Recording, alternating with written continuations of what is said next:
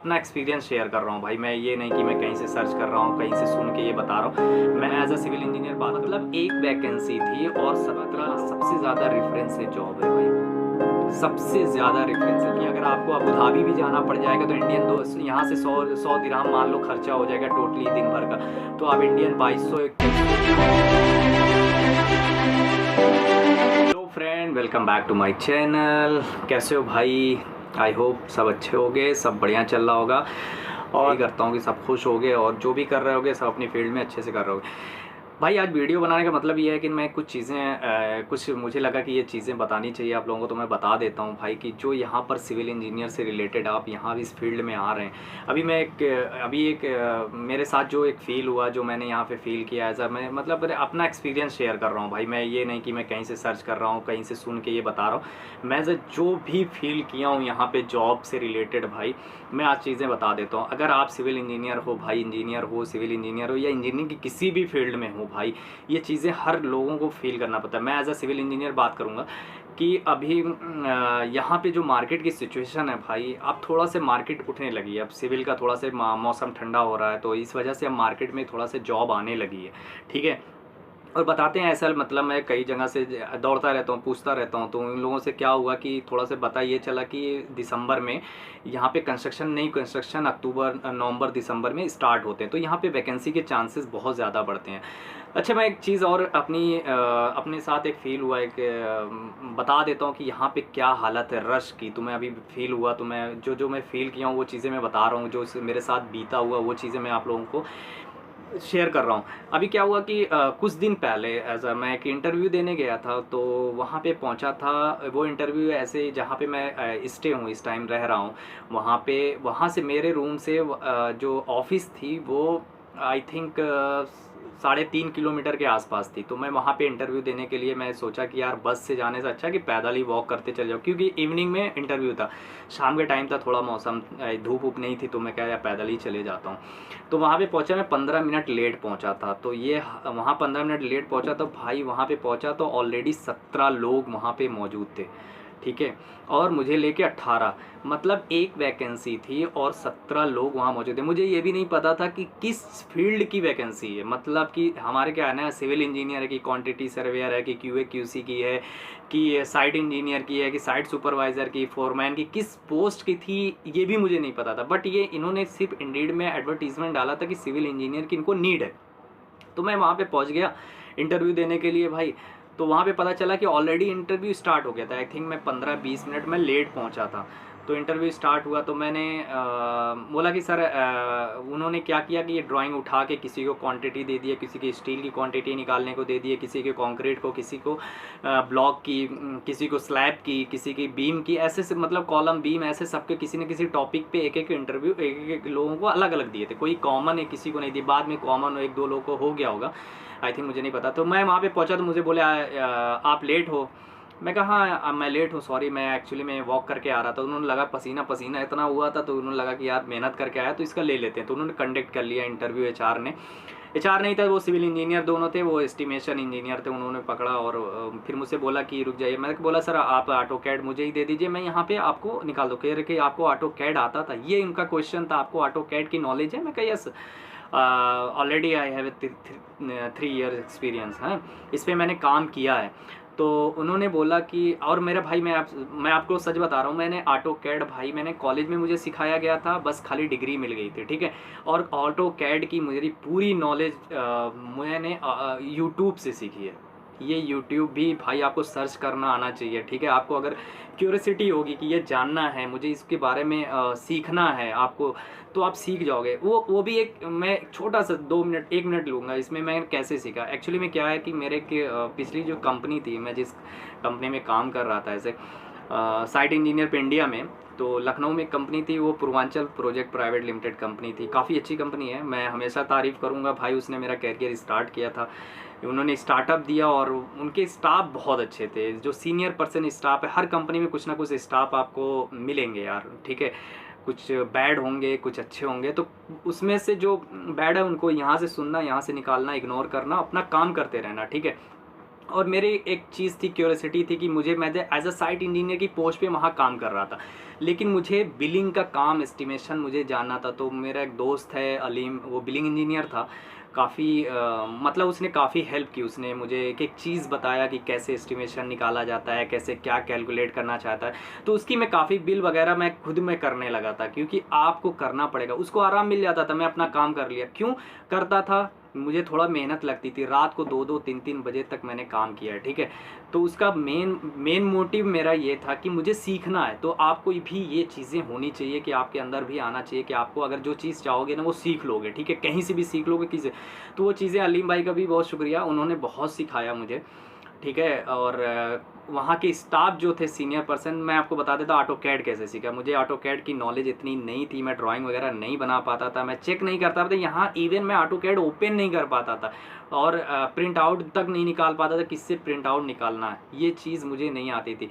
अभी रिसेंटली आने से मुझे लग रहा है कि 1.5 साल 1 साल पहले मैंने ये चीज़ें मैंने सीखी है। जब मैं मेंटेनेंस में एज अ साइट इंजीनियर की पोस्ट पे मेंटेनेंस का मैं सिविल का डिपार्ट देख रहा था, तो उस टाइम मुझे एक सर थे, मुझे सीनियर पर्सन थे, मैनेजर सर थे। उन्होंने मुझसे बोला कि सलमान, मुझे कॉल किया, उन्होंने बोला कि सलमान मेरी एक ऑटो कैड पे एक ड्राइंग बनानी है। तो उस टाइम मुझसे बोले कि तुम एडिट, मुझे सिर्फ एडिट करना, मुझे मैं आपको बता दूंगा क्या क्या चीज़ें करना है, वो मेरा पर्सनल काम है, वो कर सकते हो। मेरा जानते हो आंसर क्या था? कि ऑटो कैड आता है ना तुम्हें? मैं कहा हाँ सर आता है। एक्चुअली में मैं बता दे, तुम अगर सर मेरी वीडियो भी देख रहे हैं, मुझे ऑटो कैड नहीं आता था, लिटरली नहीं आता था। मुझे ऑटो कैड में ABCD नहीं पता थी कि क्या होता है ऑटो कैड का। तो मैं हाँ तो बोल दिया। सर ने बोला कि मैं परसों आऊँगा, मतलब एक दिन गैप करके दूसरे दिन वो बोले कि मैं आऊँगा, आप लोगों को मैं ऑटो कैड के बारे में मैं वो थोड़ा सा अपना एडिट कराऊँगा, ड्राइंग के बारे में मैं अपने हिसाब से कराऊँगा। मैं ठीक है। पूरी रात मैंने ऑटो कैड सीखी है, पूरी रात लगातार कंटिन्यू मैंने 10 घंटा ऑटो कैड सीखा था, 10 घंटे।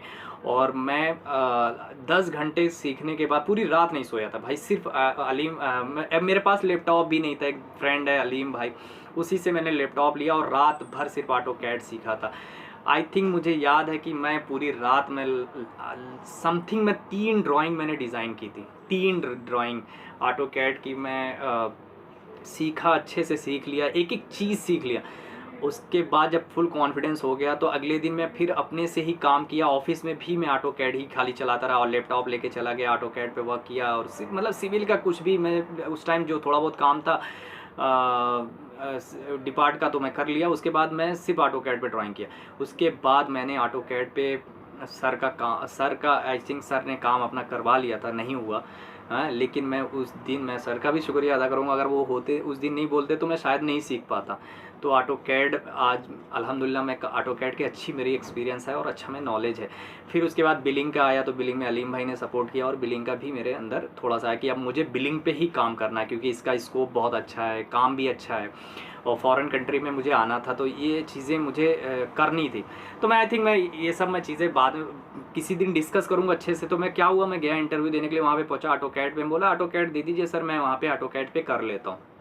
ऑटो कैड दिया सर ने और काम मैंने स्टार्ट किया। ऑटो कैड में भी आपका एक वर्जन होता है कि आप, उन्होंने पेन एक थमा दिया A4 शीट की, इसी पे कैलकुलेशन करके आप ब्लॉक की मुझे दिए थे, ब्लॉक को और फुटिंग की हमें कंक्रीट और ब्लॉक के हमारे क्यूबिक स्क्वायर मीटर में कितने नंबर ऑफ कितने ब्लॉक लगेंगे, तो स्क्वायर मीटर में निकालना, नंबर ऑफ ब्लॉक नहीं, सिर्फ स्क्वायर मीटर में निकालना था। तो मैं बता दूं कि मैं फुटिंग का निकाला, उसे मैं पेन कॉपी नहीं उठाया, मैं डायरेक्ट एक्सेल पे ही काम करके मैंने उनको दे दिया।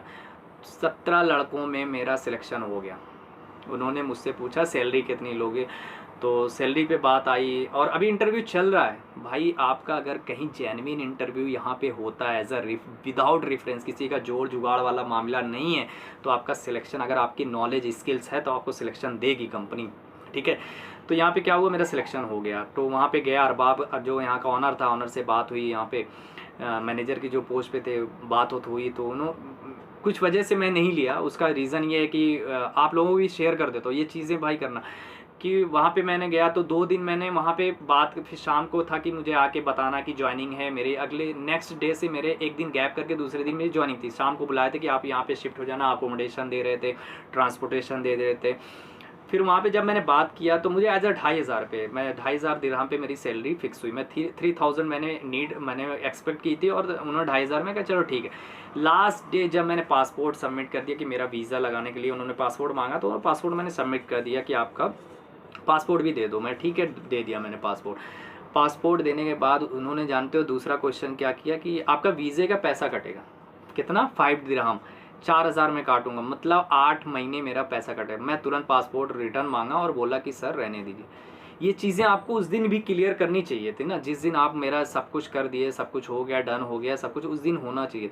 ये चीज़ें होती है भाई, तो यहाँ पे ये चीज़ें भी बदना, क्योंकि आप सिविल इंजीनियर हैं। सिविल इंजीनियर का मैं मानता हूँ मार्केट ख़राब है, लेकिन अगर आपके ऊपर स्किल्स है, आपकी नॉलेज है, तो आपको जॉब मिलेगी, ठीक है। लेकिन थोड़ा सब्र रखना पड़ेगा, पेशेंस रखना, जैसे मैं रखा हूँ, ठीक है, और रखा था और रखा हूँ, ठीक है। तो वो चीज़ें हैं आपको करनी पड़ेगी, ठीक है। तो वो वहाँ पे मैंने नहीं लिया, ज्वाइनिंग नहीं लिया, क्योंकि अभी से ये चीज़ें चल रही है, बाद में क्या हो, ठीक है। अभी से ये झूठ चल रहा है तो बाद में क्या हो। तो भाई मैं बस यही शेयर करता हूँ कि यहाँ पे रश इतनी है कि 17 लोग एक वैकेंसी आई थी, मुझे लेके 18, ठीक है। तो भाई ये चीज़ें यहाँ पे कई, ऐसा नहीं कि एक ही कंट्री के लोग आते कि इंडिया ही सिर्फ आ रहा है, नहीं। आपको बांग्लादेश मिलेंगे, पाकिस्तान मिलेंगे, इजिप्शियन मिलेंगे जिनको अरबी भी आती है, सीरिया मिलेंगे जिनको अरबी भी आती है, ठीक है। एवरी कंट्री के लोग यहाँ पे जॉब करते हैं और कंपटीशन बढ़ जाता है। तो आप लोगों को यही है कि भाई यहाँ पे पेशेंस रखना और जिस चीज़ की नॉलेज होना उसको फुल कमांड लेकर आना, ठीक है। क्योंकि अधूरा ज्ञान में आपको और एक्स्ट्रा एक्टिविटीज़ होनी चाहिए, क्योंकि सबको पता है ये चीज़ें आती है, सबको पता है ये चीज़ें आती है। आपको अगर एक्स्ट्रा कुछ होगा तो आपको नॉलेज, आपको ज्वाइनिंग कंपनी बारे में सोचेगी। और दूसरी बात, यहाँ सबसे ज़्यादा रेफरेंस है जॉब है भाई, सबसे ज़्यादा रेफरेंस है जॉब है। एक तो वैकेंसी कम निकल रही है, अब थोड़ा बहुत मार्केट उठ रही है तो वैकेंसी आ रही है सिविल डिपार्टमेंट, वो भी रेफरेंस से, कोई HR का जानने वाला, कोई इंजीनियर का जानने वाला। तो ये चीज़ें आपको मतलब प्रायोरिटी सबसे ज़्यादा प्रेफर्ड इन्हीं लोगों को कर दिया जाता है, ठीक है। तो थोड़ा सब्र रखना, इंशाल्लाह जॉब मिलेगी। और होपलेस मत होना, मैं यही कहूँगा, होपलेस मत होना, क्योंकि यार आप वहाँ से आए हो, ये है कि थोड़ा सा पैसा आपको बचा के रखना पड़ेगा, चलना पड़ेगा थोड़ा सा। क्योंकि अगर आपको अबू धाबी भी जाना पड़ जाएगा तो इंडियन यहाँ से 100 दिरहम मान लो खर्चा हो जाएगा टोटली दिन भर का, तो आप इंडियन 2200-2100 रुपये आपका खर्चा हो रहा, तो ये चीज़ें भी अफोर्ड करनी पड़ेगी, ठीक है। तो भाई थोड़ा से बच के चलना पड़ेगा। और बाकी चीज़ें मैं बता दूंगा, और कोई चीज़ आपको चाहिए क्यूरियोसिटी जानने होने की तो बताना, मैसेज करना, तो इंशाल्लाह मैं वो भी आप लोगों को अपडेट देता रहूँगा। ओके, आज के लिए बस इतना ही, ये चीज़ें मुझे लगा था बतानी चाहिए तो मैं बता दिया भाई। Okay, thank you. फिर मिलूँगा किसी नेक्स्ट वीडियो के, और जल्दी मैं अब सोचूंगा इंटरव्यू किसी न किसी पर्सन का लेकर आऊँगा एक साथ में, ठीक है, कम सक्सेसफुल पर्सन का, ठीक है, डीमोटिवेट पर्सन को नहीं। ओके भाई, थैंक यू, अल्लाह हाफिज़।